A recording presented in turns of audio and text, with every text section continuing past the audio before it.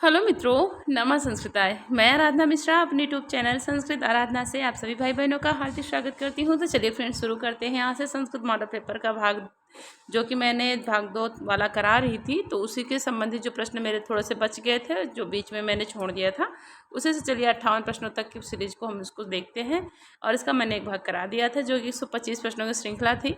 तो कुछ काम के जरिए हमको समय नहीं मिला था, तो इसके लिए हमने इसको बीच में ही से उसको छोड़ दिया था। तो चलिए देख लेते हैं आज हम यहाँ से 58 नंबर प्रश्नों से। तो हमारा आज का पहला प्रश्न है, नदी शब्द में प्रत्यय है। तो नदी शब्द में कौन सा प्रत्यय लगा है? तो उत्तर हो जाएगा एक गी प्रत्यय है। प्रश्नोत्तरी शुरू करने से पहले सभी भाई बहनों से अनुरोध है कि सभी भाई बहन चैनल को सब्सक्राइब कीजिए और वीडियो को लाइक करिए और देखते रहिए, क्योंकि पेपर बहुत पास में है। तो देखते हैं नदी शब्द में कौन सा प्रत्यय बताया था। डीप है, गी प्रत्यय है, उत्तर ये सही है। नेक्स्ट आगे प्रश्न है, स्वर संधि का उदाहरण नहीं है। तो स्वर संधि का उदाहरण कौन सा नहीं है? कपीशाह, जगदीशाह, पृथ्वीशाह, हरीशा। तो 59 में उत्तर हो जाए जगदीशा। ये व्यंजन संधि का उदाहरण है, उत्तर भी सही है। नेक्स्ट आगे प्रश्न है, विसर्ग संधि नहीं है। तो विसर्ग संधि किसमें नहीं है? निरोगः, नीरशाह, नमस्ते, नद्युर्मि। तो 60 में उत्तर डी होगा, नद्युर्मि में, जो कि विसर्ग संधि नहीं है, उत्तर डी सही है। नेक्स्ट आगे प्रश्न है, त्रिदशः शब्द का अर्थ क्या हो जाएगा? त्रिदशः शब्द का अर्थ पूछा है, तो क्या होगा? देवता हो जाएगा, उत्तर ये सही होगा। नेक्स्ट आगे प्रश्न है, किसमें लुंग लकार नहीं है? तो लुंग लकार किसमें नहीं है? तो 62 में उत्तर डी होगा। अवागच्छत में नहीं है, उत्तर डी सही होगा। अब हम सीधा सीधा एक प्रश्न और एक उत्तर बोलते चलते हैं, क्योंकि ज़्यादा समय नहीं लेंगे।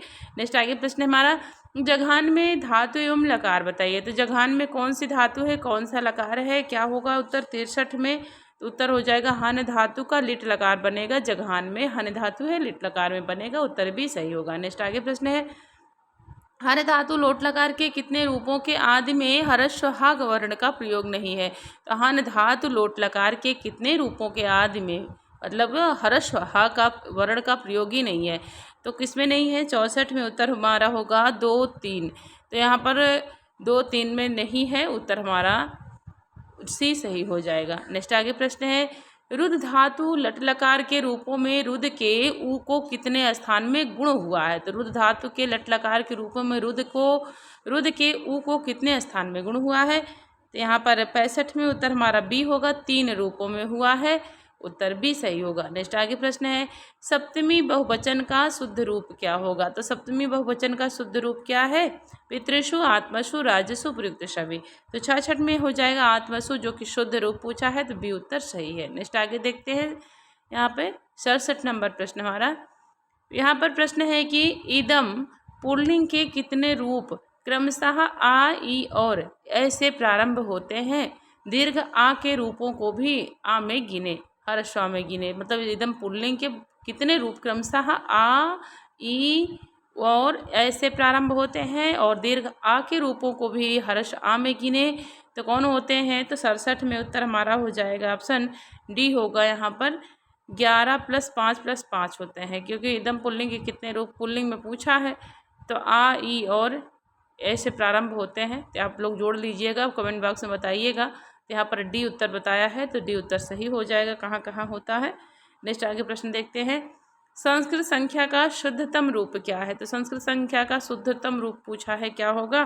तो 68 में उत्तर हो जाएगा उपयुक्त सभी होगा। द्वैशीति 82 हो जाएगा, त्रैशीति 83 होगा, चतुर्शीति 84 होगा, अर्थात उपयुक्त सभी होगा। डी उत्तर सही होगा। नेक्स्ट आगे प्रश्न है, किन शब्दों के योग में पंचमी विभक्ति का विधान होता है? तो कौन से शब्दों का योग में पंचमी विभक्ति का विधान होता है? तो यहाँ पर कौन सा ऑप्शन सही होगा? तो यहाँ 69 में उत्तर हमारा सही हो जाएगा सी, आरात, प्राक, रीते, बही के योग में होता है। और सर्वथा पिता परिता में द्वितीय होती है। वसठ, स्वस्ति, स्वाहा, नमः में हमारा हो जाता है चतुर्थी।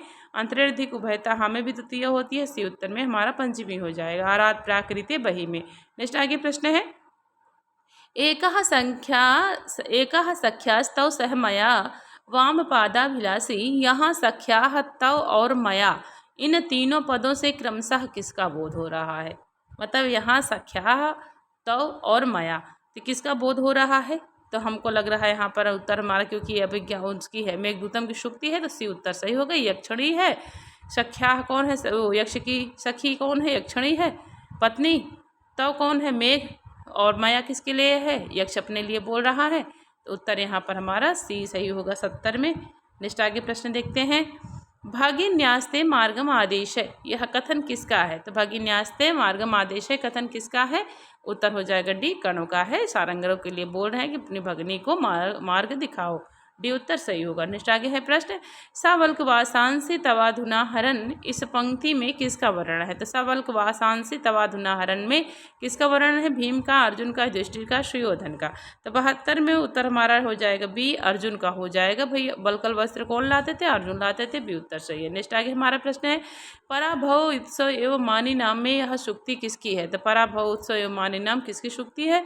तो 73 में हो जाएगा डी, भारत की शुक्ति है। उत्तर डी सही होगा। नेक्स्ट आगे प्रश्न देखते हैं। नेक्स्ट क्वेश्चन हमारा है 74 नंबर। प्रश्न हमारा है कि कार्मुकम पद का अर्थ क्या है? तो कार्मुकम पद का अर्थ पूछा है, क्या हो जाएगा यहाँ पे? तो उत्तर क्या होगा? उत्तर होगा धनुष हो जाएगा। सी उत्तर सही हो जाएगा। कार्मुकम मतलब धनुष होगा।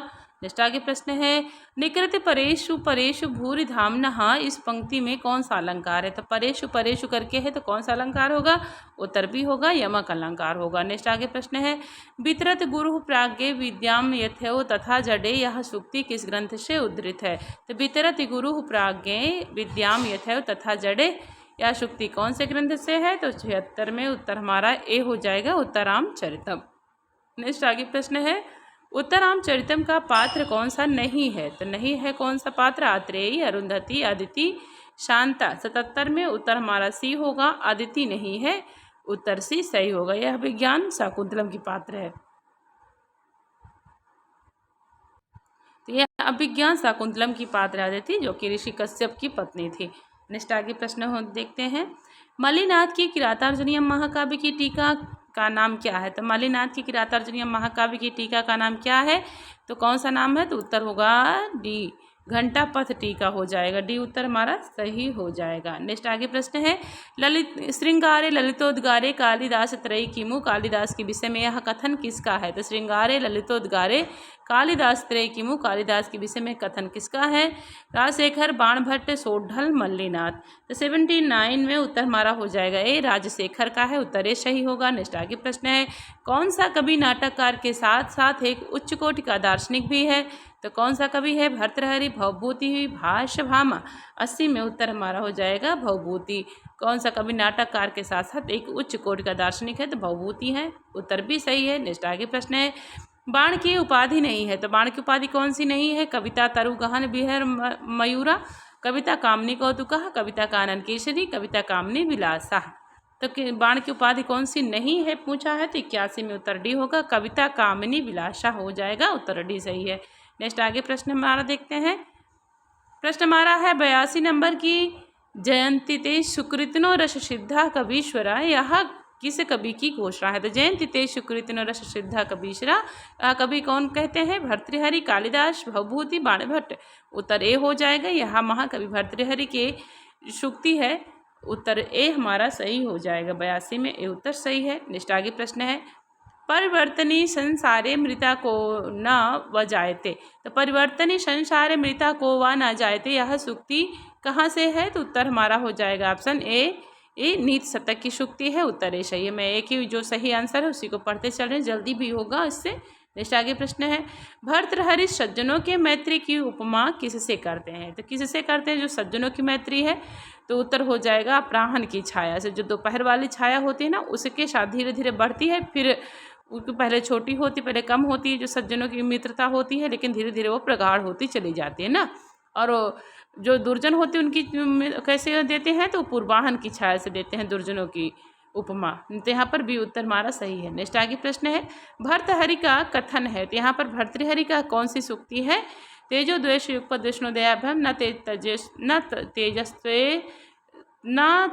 तेजस्वी प्रसरितम परेशान विष्यते तस्तेजस साम्यतु तत्तेजस्वी पुरुष परिकृत निकटम कथम शहीयते। तो ये हमारा उत्तर डी हो जाएगा, तत्तेजस्वी पुरुष परिकृत निकटम कथम शहते। डी उत्तर होगा सही। नेक्स्ट आगे प्रश्न है, आशीर्वाद वचन संयुक्ता स्तुतिर्यस्मात् प्रयुज्यते देवद्विज नृपादीनाम, इसमें किसका लक्षण किया गया है? तो किसका लक्षण है? आशीर्वचन संयुक्ता स्तुतिर्यस्मात् प्रयुज्यते देवद्विज नृपादीनाम, ये किसका है? तो 86 में उत्तर हमारा ए होगा, नांदी का हो जाएगा, उत्तर ए सही है। नेक्स्ट आगे प्रश्न है, अशुद्ध सामासिक पद का चयन कीजिए। तो अशुद्ध सामासिक पद का चयन क्या है? अहोरात्र, सर्वरात्र, संख्यारात्र, द्विरात्र। तो 87 में उत्तर हमारा हो जाएगा द्विरात्र, जो कि अशुद्ध सामासिक पद है, डी उत्तर सही है। नेक्स्ट आगे प्रश्न है, तात कदानुभूय तपोवन प्रेक्षिष्ये। तो यहाँ कौन कह रही है? तात तपोवन, तात कदानुभूय तपोवनम प्रेक्षिष्ये, यह कथन किसने किससे कहा है? तो उत्तर हो जाएगा सी, शकुंतला ने कणों से कहा है अपने विदा होते वक्त कि हे तात, हे पिताजी, अब मैं इस तपोवन को कब देखूंगी। तो इसी उत्तर सही हो जाएगा। आगे चलिए देखते हैं। अब नेक्स्ट हमारा प्रश्न है, कह रहा है कि गुरु विरह दुखम आशा बंधा सहायति। गुरु विरह दुखम आशा बंधा सहायति, अनुसुईया की इस कथन में कौन सा छंद है? तो इसमें छंद क्या बनेगा? अनुसुईया का जो कि विज्ञान शाकुंतलम का कथन है, तो कौन सा छंद है? तो उत्तर हो जाएगा भी आर्या छंद में कौन कहती हैं? अनुसुईया कहती है। नेक्स्ट आगे प्रश्न है, अभिज्ञान शाकुंतलम की पात्र नहीं है। तो अभिज्ञान शाकुंतलम की पात्र कौन सी नहीं है? शुभ्रता, वेत्रवती, शानुमति, आत्रेयी। तो 90 में उत्तर डी होगा, आत्रेयी जो कि नहीं है, उत्तर डी सही है। नेक्स्ट आगे प्रश्न है, ड़ौल प्रत्यांत पद है। तो ड़ौल प्रत्यांत पद क्या है? कारकः, वाचिकः, पावकः या उपयुक्त सभी।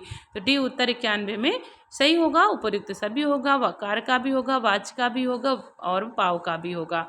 नेक्स्ट आगे प्रश्न है, घय प्रत्यांत पद है। तो किसमें घय प्रत्यांत पद है? दो, बोगा, भावः, दोनों में या इनमें से कोई नहीं। तो 92 में उत्तर सी होगा, दोनों में है घय प्रत्यय, भोगा में भी है, भावा में भी है, तो सी उत्तर सही होगा। नेक्स्ट आगे प्रश्न है, वक्रोक्ति संप्रदाय के प्रवर्तक है। तो वक्रोक्ति संप्रदाय के प्रवक्ता कौन है? क्षेमेंद्र, कुंतक, भामह या उपयुक्त में से कोई नहीं। तो 93 में उत्तर हमारा हो जाएगा ऑप्शन बी, कुंतक हो जाएंगे, उत्तर भी सही है। नेक्स्ट आगे प्रश्न है, कादम्बरी में वर्णन नहीं है। तो कादम्बरी में किसका वर्णन नहीं है? जाबाली आश्रम, महाश्वेता आश्रम, अगस्त आश्रम या वाल्मीकि आश्रम। तो उत्तर यहाँ 94 में हो जाएगा डी, वाल्मीकि आश्रम हो जाएगा, उत्तर हमारा डी सही होगा। नेक्स्ट आगे प्रश्न है, किसकी राजधानी उज्जैनी नहीं है? तो किसकी राजधानी उज्जैनी नहीं है? तारापीठ की, प्रद्योत की, विक्रमादित्य की, पुरु की। तो 95 में उत्तर हमारा डी होगा, पुरु की राजधानी उज्जैनी नहीं है। यहाँ पर उत्तर डी सही होगा, क्योंकि ये तो वहाँ थे, हस्तिनापुर के थे, तो डी उत्तर सही है। नेक्स्ट आगे प्रश्न है, कर्ण का शिष्य नहीं है। तो यहाँ पर कर्ण का शिष्य कौन सा नहीं है? नारद, गौतम, गालव, हारित। तो 96 में उत्तर हो जाएगा गालव, उत्तर सी हमारा सही होगा। नेक्स्ट आगे प्रश्न है, दुष्यंत के सेनापति पुरोहित और कंचुकी का नाम सही क्रम में ज्ञात करें। तो दुष्यंत के सेनापति का नाम क्या था? पुरोहित, और कंचुकी का नाम क्या था? इसका सही क्रम क्या बनेगा? तो यहाँ 97 में उत्तर हमारा हो जाएगा ऑप्शन सी होगा, सेनापति भद्रसेन थे, पुरोहित का नाम सोमराज था और कंचुकी कौन था? वातायन था। तो सी उत्तर सही होगा। नेक्स्ट आगे प्रश्न है, इंद्र का प्रधान व्यक्ति और स्वेच्छानुसार आकृति धारण करने वाला कौन है? यक्ष, मेघ, जयंत, कुबेर। तो इंद्र का प्रधान व्यक्ति और स्वेच्छानुसार आकृति धारण करने वाला कौन है? तो मेघ है, उत्तर भी सही है। नेक्स्ट आगे प्रश्न देखते हैं। प्रश्न हमारा है कि यक्षिणी है। तो यक्षिणी कौन है? मेघ की भातृजाया, मेघ की सखी, यक्ष की पत्नी, उपयुक्त सभी। तो यक्षिणी कौन है? तो यहाँ पर 99 में उत्तर हमारा हो जाएगा ऑप्शन डी होगा, उपयुक्त सभी है, उत्तर डी हमारा सही है। नेक्स्ट आगे प्रश्न है, किस पुरी के निवासी सदैव युवावस्था को ही प्राप्त रहते हैं? तो ऐसे कौन सी जगह है जहाँ सदैव युवावस्था को ही ऐसे मनुष्य जो है प्राप्त रहते हैं? उत्तर ए होगा, अलकापुरी के निवासी हैं, उत्तर ए सही है। नेक्स्ट आगे प्रश्न है, तन्वी श्यामा शिखर दसना पक कुबिम्बाधरोष्ठी में किसका वर्णन है? तो में एक पत्नी विद्युत का, सिंधांगनाओं का, यक्ष पत्नी का, गंभीरा नदी का। तो तन्वी श्यामा कौन है? तो यक्ष पत्नी है, उत्तर सी सही होगा। नेक्स्ट आगे प्रश्न है, अंबिका दत्त व्यास की उपाधि नहीं है। तो अंबिका दत्त व्यास की कौन सी उपाधि नहीं है? अभिनव बाण, भारत भूषण, वश्यवाणी या शतावधान। तो सी उत्तर होगा, वश्यवाणी अंबिका दत्त व्यास की उपाधि नहीं है, सी उत्तर सही है। नेक्स्ट हमारा प्रश्न है, प्रारब्धमुत्तम जनाना परित्यजन्ति, यह श्लोक नीतिशतकम के अतिरिक्त किस और ग्रंथ में आया हुआ है? तो प्रारब्धमुत्तम जनाना परित्यजन्ति, यह श्लोक नीतिशतकम के अतिरिक्त और कहाँ मिलता है? मुद्रा राक्षसम में, मृच्छकटिकम में, पंचरत्न में, हितोपदेशम में। तो 103 में उत्तर हमारा ए होगा, मुद्रा राक्षस में भी मिलता है, उत्तर ए सही है। नेक्स्ट आगे प्रश्न है, मनस्वी कार्यार्थी न गणयति दुखम नाचा सुखम। मनस्वी कार्यार्थी न गणयति दुखम नाचा सुखम, यह पंक्ति किस पद्धति से उद्धृत है? तो भाई कौन सी पद्धति है? तो 104 में उत्तर हमारा होगा धैर्य पद्धति। उत्तर ए हमारा सही होगा। नेक्स्ट आगे प्रश्न है, विधिलिंग लकार का रूप नहीं है। तो विधिलिंग लकार का कौन सा रूप नहीं है? आसादेत, लभेत, आराधेत, शेताम। 105 में उत्तर हमारा हो जाएगा ऑप्शन डी, शेताम नहीं है। उत्तर डी हमारा सही है। नेक्स्ट आगे प्रश्न है, कर्मधारय समास नहीं है। तो कर्मधारय समास कौन सा नहीं है? नीलोत्पलम, शीतोष्णम, घनश्याम, अध्यात्मम। तो 106 में उत्तर हमारा डी होगा, अध्यात्मम, जो में अव्ययी भाव समास है, बाकी में सब में कर्मधारय समास है। नीलोत्पलम में भी है, शीतोष्णम में भी है और घनश्यामा में भी है, लेकिन अध्यात्म में हमारा अव्ययी भाव समास है। तो डी उत्तर होगा सही, जो कि कर्मधारय समास नहीं है। नेक्स्ट आगे प्रश्न है, तद्धितार्थो उत्तर पद समाहारे चा सूत्र से समास हुआ है। तो कौन सा सूत्र से हुआ है? पौर्वशाला, षण्मातुरः, पंचगम, युक्त सभी में। तो 107 में उत्तर हमारा हो जाएगा ऑप्शन डी, उपयुक्त सभी में हुआ है। तद्धितार्थो उत्तर पद समाहारे चा सूत्र से पौर्वशाला, षण्मातुरः, पंचगम यहाँ पर दिया है, उपयुक्त सभी दिया है 107 में। तो यहाँ पर डी उत्तर दिया है सही। आगे है नेक्स्ट प्रश्न है हमारा, एचो अयवायावः सूत्र का उदाहरण नहीं है। तो एचो अयवायावः सूत्र का उदाहरण नहीं है क्या? बालावत्र, मात्राज्ञा, भानावपि, तावपि। 108 में होगा मात्राज्ञा, ये जो कि एचो अयवायावः सूत्र का उदाहरण नहीं है। उत्तर भी सही है। आगे चलिए नेक्स्ट क्वेश्चन देखते हैं। हमारा नेक्स्ट प्रश्न है कि सूत्रार्थो वर्णते यत्र पदम सूत्रानुसार भी 100 पदानि चा वर्ण्यन्ते, इसमें किसका वह लक्षण है? तो सूत्रार्थो वर्ण्यन्ते यत्र पदम सूत्रानुसार भी 100 पदानि चा वर्ण्यन्ते, इसमें किसका लक्षण है? वार्तिक का, भाष्य का, सूत्र का, वाक्य का। तो 109 में उत्तर हमारा हो जाएगा ऑप्शन बी होगा, भाष्य का लक्षण है। बी उत्तर सही है। नेक्स्ट आगे प्रश्न है, पंडित मदन मोहन मालवीय को भारत रत्न की उपाधि मिलनी चाहिए, इसका अनुवाद करें।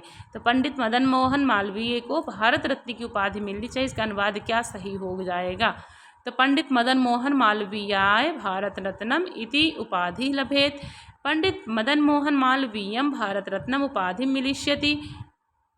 पंडित मदन मोहन मालवीयाय भारत रत्न उपाधि लभेत। पंडित मदन मोहन मालवीयाय भारत रत्न उपाधि मिलेत। तो मिलनी चाहिए पूछा है इसमें, तो क्या हो जाएगा? यहाँ पर 110 में उत्तर हमारा पहला वाला सही होगा, पंडित मदन मोहन मालवीयाय भारत रत्नम इति उपाधि लभेत। उत्तर हमारा ए सही होगा। नेक्स्ट आगे सही है। क्वेश्चन हमारा क्या है? 111 नंबर प्रश्न है कि शिशुपालवधम महाकाव्य का अपर नाम क्या है? तो श्रीपदांक महाकाव्यम, लक्ष्मी पदांक महाकाव्य, आनंद पदांक महाकाव्यम, उपयुक्त में से कोई नहीं। तो यहाँ पर श्री हो जाएगा। उत्तर ए सही होगा। श्री से शुरू होता है और श्री से ही ये खत्म होता है। उत्तर ए सही होगा। नेक्स्ट आगे प्रश्न है, धीर ललित नायक है। तो धीर ललित नायक कौन है? चारुदत्त, दुष्यंत, उदयन, भीम। 112 में उत्तर हमारा सी होगा। उदयन है किस कोट का नायक? तो धीर ललित है, इसी उत्तर सही है। नेक्स्ट आगे प्रश्न है, संस्कृत वांग्मय में सर्वाधिक रूपकों की रचना है। तो संस्कृत वांग्मय में सर्वाधिक रूपक की रचना किसने की है? कालिदास ने, भवभूति ने, भास ने, भट्ट नारायण ने। 113 में होगा भास की जितनी भी रचनाएं हैं सब रूपक हैं, अर्थात नाटक के ही हैं। तो उन्होंने 13 रूपक की रचना की है। उत्तर सी सही होगा। नेक्स्ट आगे प्रश्न है, मूर्धन्य वर्ण है। तो मूर्धन्य वर्ण क्या है? शा, शा, शा, उपयुक्त सभी। 114 में उत्तर हमारा हो जाएगा ऑप्शन ए, यह जो कि मूर्धन्य शा होगा, मूर्धन्य वर्ण है। उत्तर ए सही है। नेक्स्ट आगे प्रश्न है, साहित्य दर्पणकार के अनुसार लक्षण के कितने भेद हैं? तो साहित्य दर्पणकार के अनुसार लक्षण के कितने भेद हैं? 6, 8, 18, 80। 115 में उत्तर डी होगा, 80 भेद किए हैं लक्षण के। उत्तर हमारा डी सही होगा। नेक्स्ट आगे प्रश्न देखते हैं यहाँ पे। नेक्स्ट हमारा क्वेश्चन 116 नंबर प्रश्न है कि ऋतु रसाणाम उच्चारण स्थानम किम। तो ऋतु रसाणाम का उच्चारण स्थान क्या है? ताल, मूर्धा, दंताह, कंठाह। 116 में उत्तर हमारा हो जाएगा मूर्धा होगा। उत्तर भी सही होगा। नेक्स्ट आगे प्रश्न है, सीता ने पंचवटी में किसका पालन पोषण किया था? तो किसका किया था? कदम्ब वृक्ष का, मोर का, करिकलभ का, या उपयुक्त सभी का। 117 में डी होगा, उपयुक्त सभी का किया था। डी उत्तर सही है। नेक्स्ट आगे हम प्रश्न चलिए देखते हैं।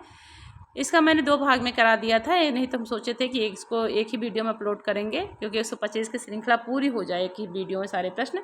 लेकिन थोड़ा सा कुछ वर्क हमको रहता है तो हमको समय बहुत कम मिल पा रहा है इस समय पेपर की वजह से। तो देखिए, और जितना समय मिलता है तो खुद भी पढ़ना होता है। तो उसमें जो प्रश्न अभी हमको लगा कि थोड़ा सा बैठे थे तो हमने सोचा चलो कराएं। तो देखिए हमारा प्रश्न है कि 118 नंबर अब क्या कह रहा है कि आनंद ग्रंथि रेको अयम अपत्यमित पठ्यते, यह किसका कथन है? तो यह कथन कौन कहती हैं? तमसा, वासंती, मुरला, सीता। आनंद ग्रंथि रेको अयम अपत्यमित पठ्यते, यह तमसा कहती है। उत्तरामचरितम के तृतीय अंग का कथन है।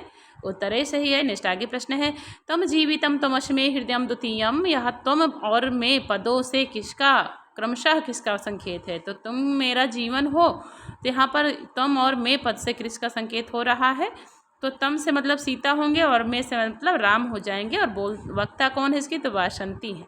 वासंती इसको बोलती हैं और इसका तुम से बोध हो जाएगा सीता और मैं से बोध हो जाएगा राम। तो राम कैसे को कहते हैं कि तुम मेरा जीवन, तो सीता जी को कहते हैं जब पंचवटी में पहले रह रहे थे तभी कहते थे कि तुम मेरा जीवन। तो सारी वार्ता को वासंती सुनती हैं, भाई वन देवता थी तो सारी वार्ता सुन रही थी। तो वही आज जो सीता जी नहीं है साथ में, तो राम जी को उलाहना दे रही हैं और जी उलाहना देते हुए कहते हैं कि तुम जीवितम तमस्मे हृदयम द्वितीयम। सी उत्तर सही है। नेक्स्ट आगे प्रश्न है भारव ने दुर्योधन के लिए किन पदों का प्रयोग किया है? तो भारव ने दुर्योधन के लिए किन पदों का प्रयोग किया है? कुरणाम अधिपः सुयोधना, जिहिमा वशी, गतस्मय युद्धशासना, अस्तंद्रिण, उपयुक्त सभी। 120 में उत्तर हमारा हो जाएगा ऑप्शन डी, उपयुक्त सभी होगा। डी उत्तर सही है। नेक्स्ट आगे प्रश्न है 29वां बालक जाता है का अनुवाद करें। 29वां बालक जाता है, इसका अनुवाद क्या बनेगा? नवविंशः बालकाः गच्छति, एकोनत्रिंशः बालकाः याति, नवविंशतितमा बालिका व्रजति, उपयुक्त सभी। 121 में उत्तर हमारा हो जाएगा ऑप्शन, यहाँ पर ऑप्शन हो जाएगा डी। डी उत्तर सही होगा, पूरा सही हो जाएगा। नवविंशः बालकाः गच्छति होगा, एकोनत्रिंशः बालकाः याति, नवविंशतितमः बालका व्रजति। तो डी उत्तर हमारा सही हो जाएगा। 29वां बालक जाता है का अनुवाद तीनों बनेगा। नेक्स्ट आगे प्रश्न है सा त्वाम पश्यति का वाच्य परिवर्तन क्या होगा? सा त्वाम पश्यति का वाच्य परिवर्तन पूछा है, क्या होगा? तया त्वम दृश्यते, तया त्वाम दृश्यते, तया त्वम दृश्यसे, तया त्वया दृश्यते। 122 के सी उत्तर होगा तया त्वम दृश्यसे हो जाएगा। उत्तर सी सही होगा। नेक्स्ट आगे प्रश्न है भवत पुल्लिंग शब्द में भवतः रूप कितनी बार आया है? तब भवत जो पुल्लिंग शब्द है उसमें भवतः रूप कितनी बार आया है? 5 बार, 3 बार, 4 बार या 2 बार। तो 123 में उत्तर हमारा हो जाएगा ऑप्शन बी, 3 बार आया है भवतः। उत्तर भी सही होगा। नेक्स्ट आगे प्रश्न है महाकाव्यकार के रूप में प्रसिद्धि नहीं है? तो ऐसे कौन से लेखक हैं जिनकी महाकाव्यकार के रूप में प्रसिद्धि नहीं मिली है? भारवी, माघ, श्रीहर्ष और बाण। तो यहाँ पर 124 में उत्तर हमारा हो जाएगा डी, बाण हैं जो कि ये गद्यकार के रूप में जाने जाते हैं। डी उत्तर सही है। नेक्स्ट आगे हमारा 125 नंबर लास्ट प्रश्न है कि लंग लकार का रूप नहीं है। तो लंग लकार का रूप क्या नहीं है? आरंजयत, अयक्षत, अयुक्त, आददे। तो यहाँ पर 125 में आददे जो कि लंग लकार का रूप नहीं है। डी उत्तर यहाँ पर सही हो जाएगा। तो ये 125 प्रश्नों की श्रृंखला मैंने अभी पूरी कर दी। इसका एक भाग मैंने पहले करा दिया था, भाग 2 था, ये आधा प्रश्न पत्र भाग 2 वाला था, जिसका मैंने आधी प्रश्नोत्तरी कराई थी, आधे के बाद 58 तक के बाद मैंने बंद कर दी थी। तो उसी का मैंने भाग, मुझे समय मिला, मैं सोचा चलो करा देते हैं, इसको भी पूरा हो जाए। तो चलिए देख लेते हैं, इसके बाद जब समय मिलेगा तो फिर से दूसरी एक प्रश्नोत्तरी करा देंगे। तब तक के लिए सभी को नमो नमः।